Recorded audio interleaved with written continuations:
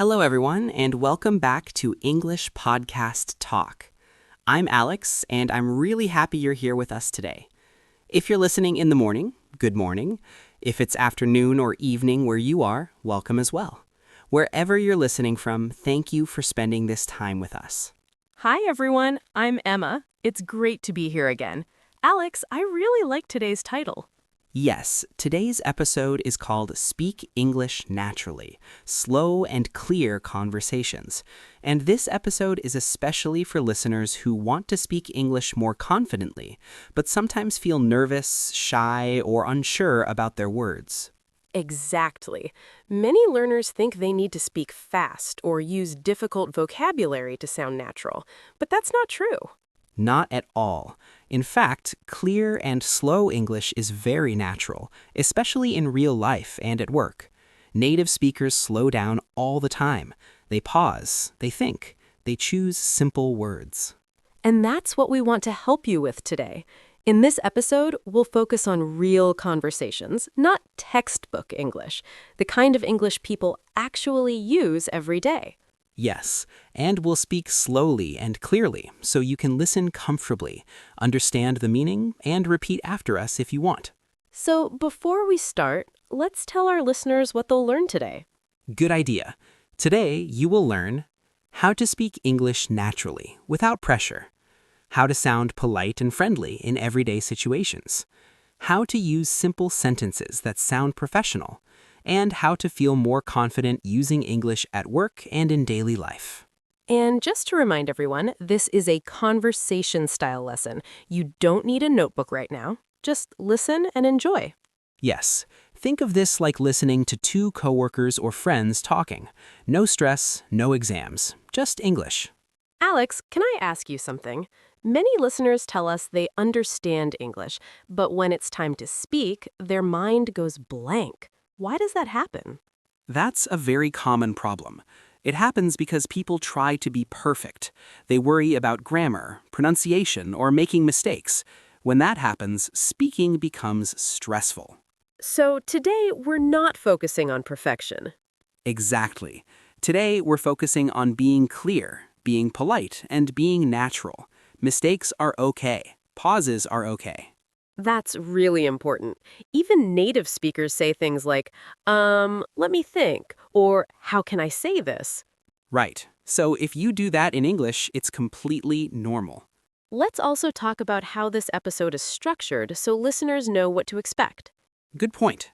This episode is divided into 5 clear sections. In the next section, we'll talk about email greetings and polite requests, how to start messages in a friendly, professional way. Then, after that, we'll move into small talk at work, simple conversations you can have with coworkers without feeling awkward.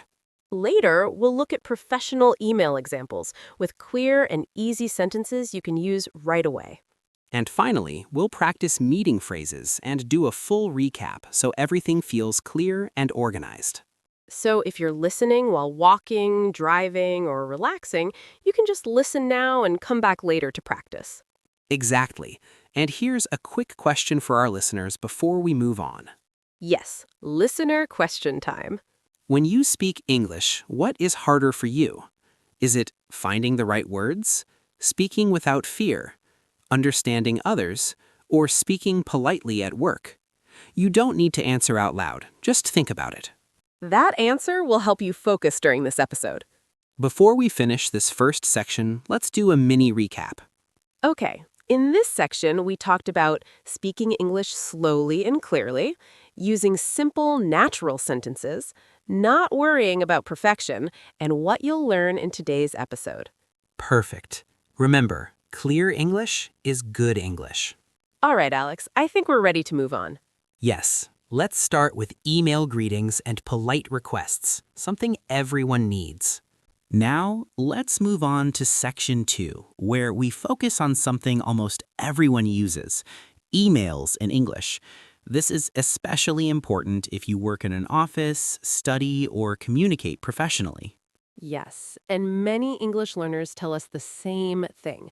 I don't know how to start my email, or my email sounds too short or too rude. Exactly. The good news is you don't need perfect English to write a good email. You just need to be clear, polite, and natural. Let's start with the greeting, the very first line of your email. This line sets the tone. The most common and safe greeting in English is hi plus the person's name. For example, hi Emma, hi John, hi Mr. Lee. This greeting is friendly and professional. You can use it with coworkers, classmates, and even your manager in many modern workplaces.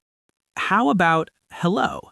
Some learners ask, yes, hello plus name is also perfectly fine. It's a little more formal than hi, but still natural.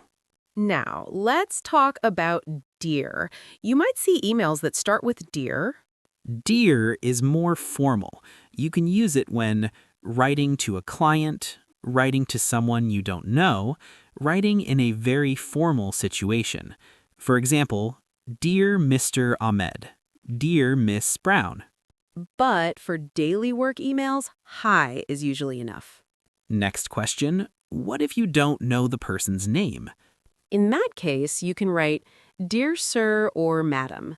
But this is very formal and sounds a bit old-fashioned. If possible, it's always better to find the name. It makes your email feel more personal and respectful. After the greeting, a polite opening line. After the greeting, it's very common to add a short, polite sentence. For example, I hope you're doing well. I hope you're having a good day. These sentences are simple, but they make your email sound friendly. Let's look at a full opening example. Hi, Alex. I hope you're doing well. That's perfect, simple and natural. Making polite requests. Very important. Now, let's talk about one of the most important skills in work emails, asking for something politely. Many learners write sentences like, send me the file, check this report. These sentences are clear, but they sound too direct. They can feel rude, even if you don't mean to be rude. So, how do we make them polite? We use magic phrases. The two most useful magic phrases are, could you please and would you mind? Let's compare. Instead of send me the file, you can say, could you please send me the file? That sounds much nicer and more professional. Another example.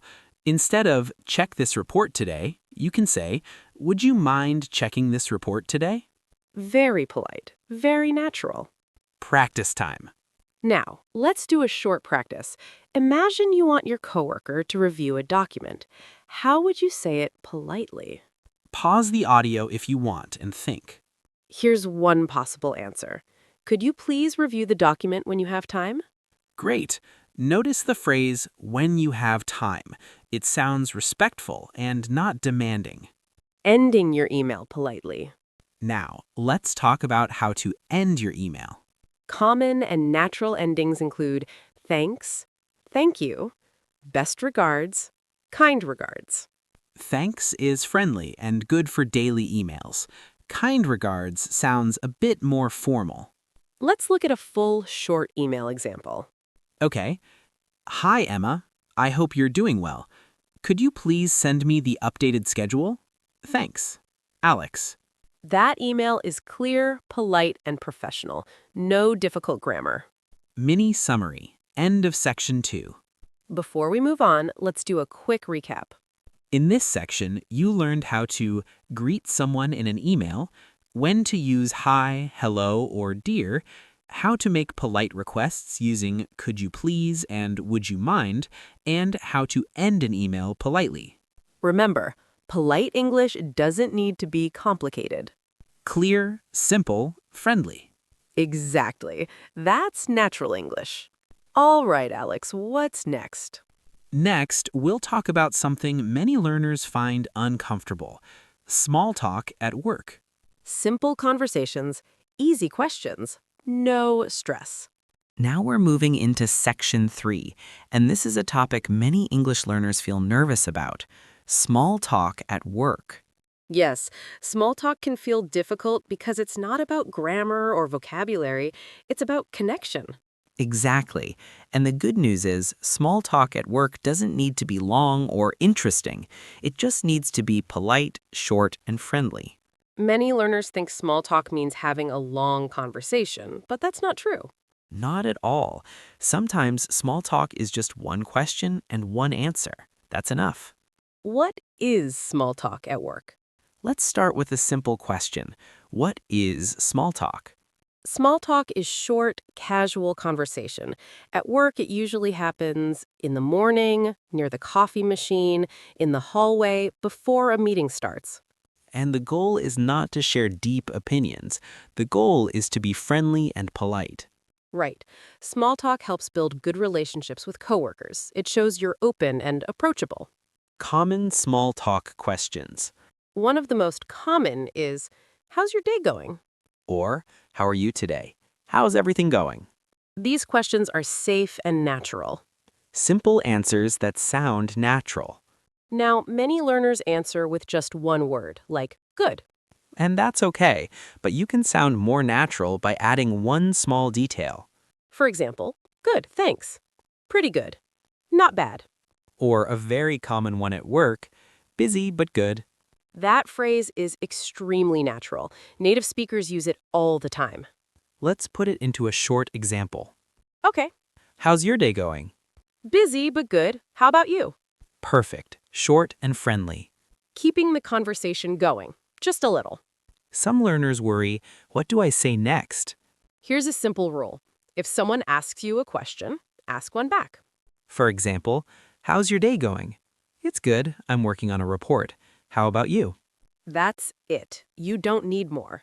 Safe small talk topics at work. Now let's talk about safe topics. These are topics that are easy and not personal. Number 1, work itself. For example, what are you working on today? Are you busy today? Another very safe topic is the weather. Yes, weather is universal. Examples, it's really hot today, isn't it? It's cold this morning. Looks like it's going to rain.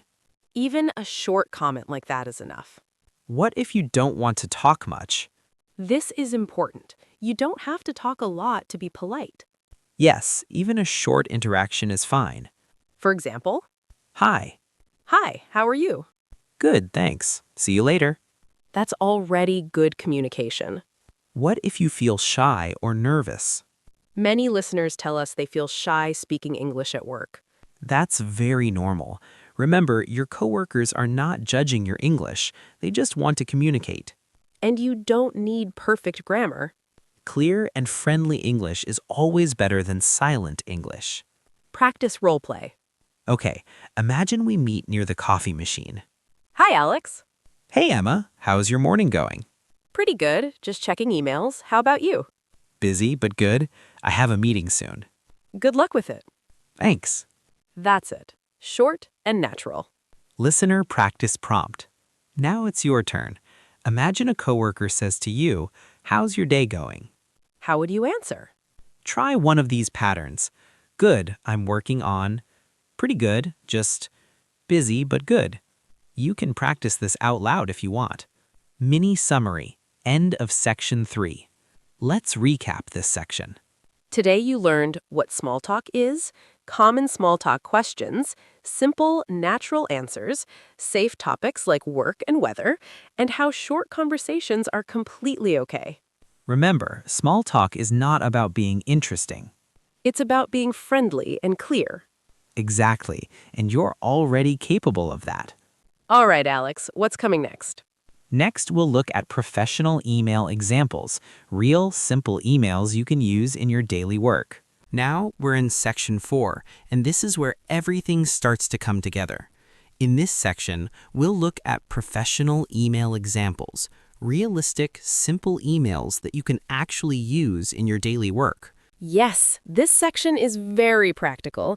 We've already talked about greetings and polite requests. Now we'll put those ideas into full emails. And remember, our goal is not to sound fancy. Our goal is to sound clear, polite, and natural. Exactly. Simple English is professional English. Example 1. Asking for information. Let's start with a very common situation. You need information from a coworker. Many learners write something like, "Send me the details."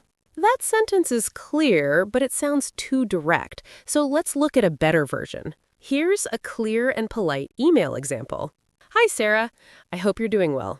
Could you please share the details of the new project when you have time? Thanks, Alex. This email is short, polite, and professional. Notice a few important things. Friendly greeting, polite opening line, could you please, when you have time. All of these make the email sound respectful. Example 2. Sending a file or attachment. Now, let's look at another very common situation, sending an attachment. Many learners say, "I sent you the file."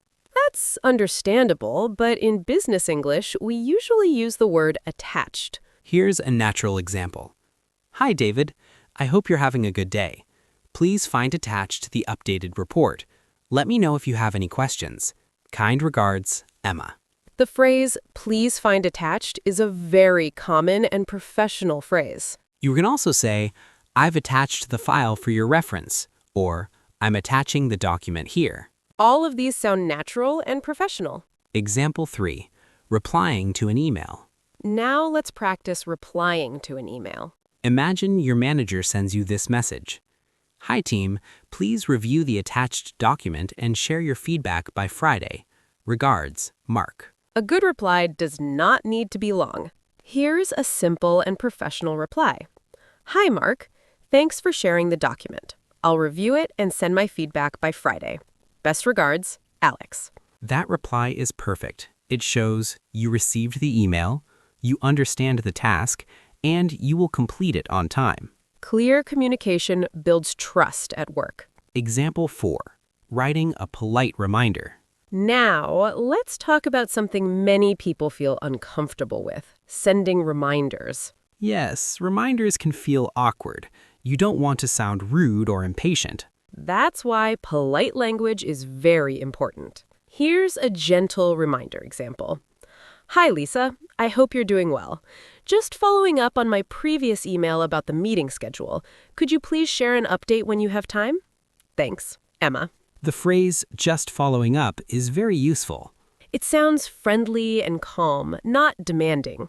If something is more urgent, you can still be polite. For example, hi, Lisa. I just wanted to check if you had a chance to look at my previous email. We need the information by tomorrow. Thanks very much, Alex. This is clear, honest, and professional. Now, let's look at asking someone to do a task. Instead of saying, "Finish this today," You can say, hi, Tom. Could you please complete the task by the end of today? Let me know if you need any help. Thanks, Emma. adding "let me know if you need any help" sounds supportive and polite. Listener practice prompt. Now it's your turn. Imagine you need a coworker to send you a document. Try to create a short email in your mind using this structure. Greeting, polite request, friendly ending. For example, "Hi, blank. I hope you're doing well. Could you please, blank? Thanks, blank." You can pause and practice out loud if you want. Mini summary. End of section 4. Let's do a quick recap of this section. You learned how to write full professional emails, How to ask for information politely, how to send attachments naturally, how to reply clearly. and how to write polite reminders. Remember, professional emails don't need long sentences or difficult words. Clear structure and polite language are enough. Exactly. If your email is clear, your message is strong. All right, Alex, we're almost at the end. Yes, in the final section, we'll talk about meeting phrases and do a full recap of everything we learned today. Welcome back to our final section. In section 5, we're going to focus on something many English learners find stressful: speaking in meetings. Yes, meetings can be scary, especially when English is not your first language. That's true.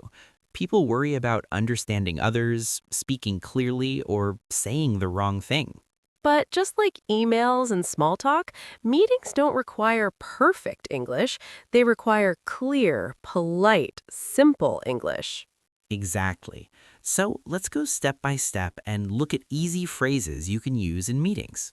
starting a meeting. When a meeting starts, the leader usually says something simple. For example, good morning, everyone. Thanks for joining. Let's get started. If you're not the leader, you don't need to say much at the beginning. Just listening is okay. Speaking when it's your turn. Many learners ask, what can I say when I need to speak?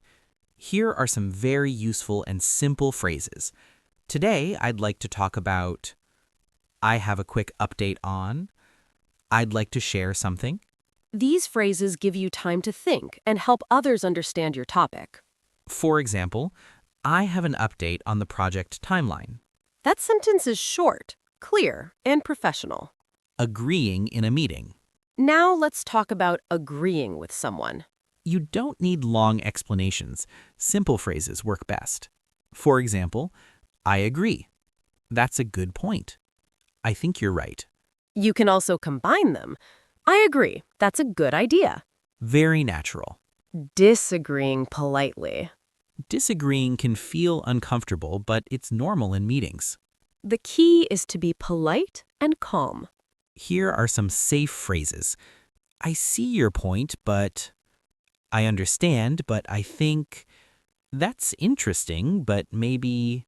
For example, I see your point, but I think we need more time. That sounds respectful and professional. When you don't understand. This is very important. If you don't understand something in a meeting, it's okay to ask. Yes, many learners stay silent and pretend to understand. But asking is better. Useful phrases include, sorry, could you repeat that? Could you please say that again? Could you speak a bit more slowly? These phrases are polite and very common. Asking for clarification. Sometimes you hear the words, but the meaning isn't clear. In that case, you can say, could you clarify that? Just to confirm, do you mean... For example, just to confirm, do you mean the deadline is Friday? That shows you're paying attention. Leaving a meeting early. What if you need to leave a meeting early? Instead of saying, I have to go, you can say, sorry, I have another meeting now. I'll need to leave a bit early. These phrases sound polite and professional. Short meeting role play. Okay. Good morning, everyone. Let's get started. I'd like to share a quick update on the report. I agree. That's a good point.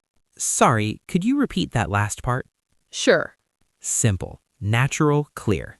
Listener practice prompt. Now it's your turn. Imagine you're in a meeting and you want to speak. Try starting with, I have an update on. I'd like to talk about. Say it out loud if you can. Final recap, what we learned today. Let's do a full recap of today's episode. Today, you learned how to speak English slowly and clearly, write polite and professional emails, use simple small talk at work, write clear email examples, and speak confidently in meetings. Remember, natural English is not fast English. It's clear, simple, and friendly. You don't need perfect grammar. You just need to communicate. English Podcast Talk. Learn natural English through real conversations. Thanks for listening today. We're really happy you joined us. Practice a little every day. And remember, you're doing better than you think. See you next time. Bye for now.